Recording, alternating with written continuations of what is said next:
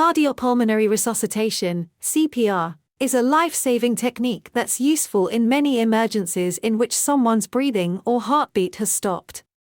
For example, when someone has a heart attack or nearly drowns. The American Heart Association recommends starting CPR with hard and fast chest compressions. ఒక వ్యక్తి ఒక పని ఆవరణంలో ఏదైనా ప్రమాదం జరిగి స్పృహ కోల్పోతే అతనిని వెంటనే హాస్పిటల్కి తరలించాలి.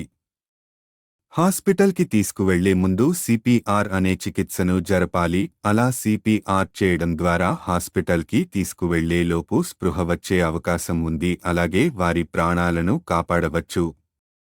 ఎవరైతే స్పృహ కోల్పోయారో ఆ వ్యక్తిని మరో ఇద్దరు వ్యక్తుల సహాయంతో ఆ పని ఆవరణ నుంచి బయటకు తీసుకురావాలి. తీసుకువచ్చిన తర్వాత ఒక స్ట్రక్చర్ సహాయంతో ఆ వ్యక్తిని ఒక చల్లని ప్రదేశానికి తీసుకువెళ్లాలి. తదుపరి సిపిఆర్ ప్రక్రియను ప్రారంభించాలి. తరువాత చేతులు కాళ్లను వేరొకరి చేతులు సహాయంతో రుద్దడం చేయాలి. బాధితుడి పక్కన మోకాళ్ల మీద కూర్చోవాలి.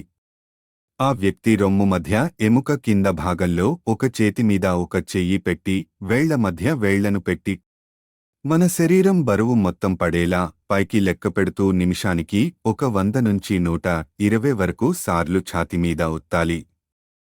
ప్రతిసారి 2-2.5 అంగుళాలు లోపలికి లేక ఛాతిలో 3వ వంతు లోపలికి వెళ్లి వచ్చేలాగా నొక్కాలి. పక్కటి ఎముకల మీద ఆ బలం పెడితే విరిగిపోతాయని గుర్తు పెట్టుకోవాలి. ఇలా చేయడం చాలా అలసట కలిగిస్తుంది. అందుకే 2 నిమిషాలకు ఒకసారి మరొకరి సాయం తీసుకునే ప్రయత్నం చేయాలి.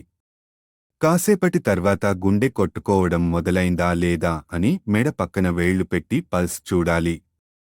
గుండె కొట్టుకోవడం మొదలై ఊపిరి తీసుకునే వరకు ఇది కొనసాగించాలి. అప్పటికీ బాధితుడు స్పృహలోకి రాకపోతే ఒక పక్కకు తిప్పిపెట్టి ఉంచాలి.